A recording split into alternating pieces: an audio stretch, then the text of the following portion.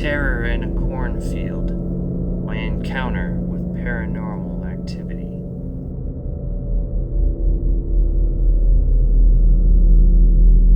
Have you ever watched Stranger Things? My friends love it. I watched the first season. That's all I could handle. It hit too close to home for me. While I admit I have been blessed with an incredible life, there have been 3 experiences in my 40 years on this planet that I wish I could forget. I've tried to repress these memories, but they always seem to find a way to creep back into my consciousness. I've even tried to pretend they never happened. That only seems to make it worse. Perhaps the most terrifying of these experiences happened in a cornfield when I was only 17. As a teenager, I spent endless hours every fall working in a corn maze. I loved that job. I worked with some of my best friends and had a great boss.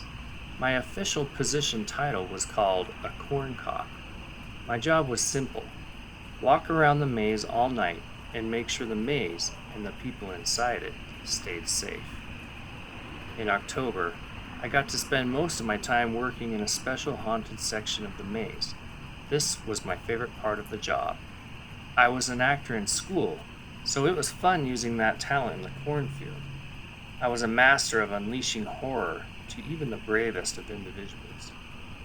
There were 3 characters that I enjoyed playing the most. One was dressing as a scarecrow that looked like a decoration. People would slowly walk up and try to decide if the scarecrow was a prop or a person.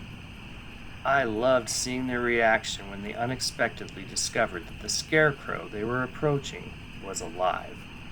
I also enjoyed turning on a fog machine and dressing in a gorilla suit. There was something about jumping out of a row of corn through the fog and into a screaming group of teenage girls that never seemed to get old.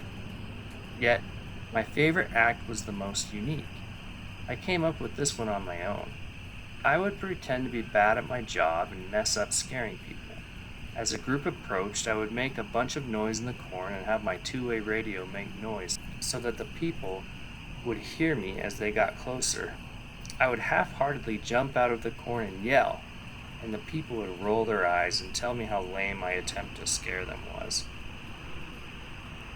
What they didn't know, however, was that I was only the distraction. They would be so focused on me and my imperfect scaring tactics that they wouldn't notice my older brother Adam dressed as a dead soldier silently sneaking behind them. He would carefully reach over the shoulder of the most timid person in the group and wait for them to turn and look back. It worked every time. Working in that field night after night, I knew that maze inside and out. When it was time to close for the night, all the corn cobs would take a different section of the maze and ensure that every guest had successfully made their way out. We couldn't go home until we were certain the maze was clear. Once our section was emptied, we would use our 2-way radios to inform the team. Then, we would go and help in the adjacent section until the job was done. On one of these nights, late in the season, my life was changed forever.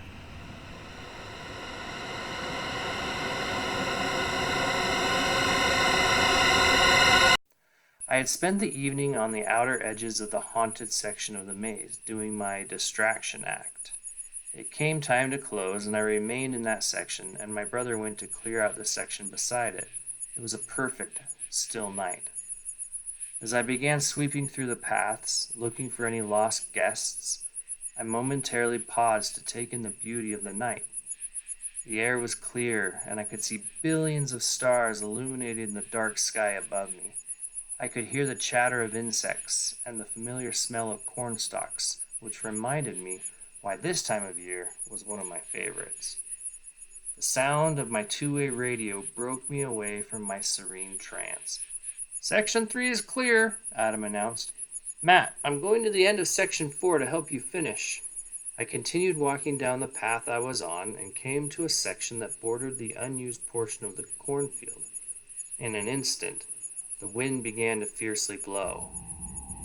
The warm autumn night became unusually cold. The comforting fall smells were replaced by an earthy, stale odor. chill pierced through my soul. My heart sank, and I felt a dark presence near me. Terrified, I started running down the path, hoping to find my brother. However, no matter how fast I ran, I couldn't escape the presence. It only seemed to intensify. To make matters worse, I suddenly didn't recognize where I was. Everything around me looked unfamiliar. The corn surrounding me was twice as tall as usual. I was certain I had never been to this section of the maze, which was impossible. I had been on every path hundreds of times. In a panic, I stopped running and grabbed my radio. "Adam!" I screamed. "Adam!" Silence. No response from anyone. I cupped my hands over my mouth and started screaming for my brother. For anyone. Nothing. The wind continued to howl, and I began shivering from the cold. I could hardly tolerate the awful smell that surrounded me.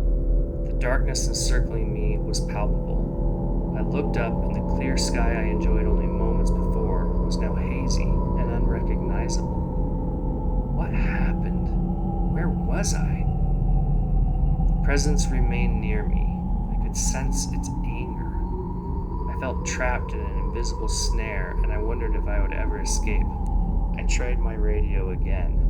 Nothing but static. I tried yelling again. No response. I decided to run again, but a heavy, unseen weight came crushing over me. It felt like the dark presence was now holding me prisoner. Whoever, or whatever the spirit was, it didn't want me to go anywhere. Nearly passing out from the dread that encompassed me, I used every last bit of energy to do the only thing I could at that point: pray. I tried to kneel, but the darkness from the presence intensified, and I was now completely frozen from fear. With everything inside me, I prayed a silent prayer and pleaded with God to rescue me from this horrifying situation. Instantly, the dark spirit was gone, and I fell to the ground, completely exhausted from the experience. I heard footsteps coming near me, and I screamed in terror. Would this ever end? "Whoa, buddy, did you fall and hurt yourself?" I looked up and saw my brother reaching down to help me get up off the ground. I accepted his help and looked around me. We were in the section of the haunted maze where we did most of our scaring. I noticed that everything returned to the way it was prior to my encounter with the dark spirit. The wind was still, the sky was clear and warm, and the cozy smell of fall lingered in the air. It was as though I had passed into another dimension momentarily, or even more terrifying, the other dimension may have crossed into mine. "You all right?" Adam asked. "You look terrible." "Why didn't you answer me on the radio?" I asked. "You never called," he answered. I asked him about the wind, the smell, the hazy sky, and the dark presence. He looked at me like I was crazy. As we exited the maze and got into our old Toyota minivan, I began to tell him the whole story of what happened to me that night. Once I was done, he believed me. I never went into that section of the maze again.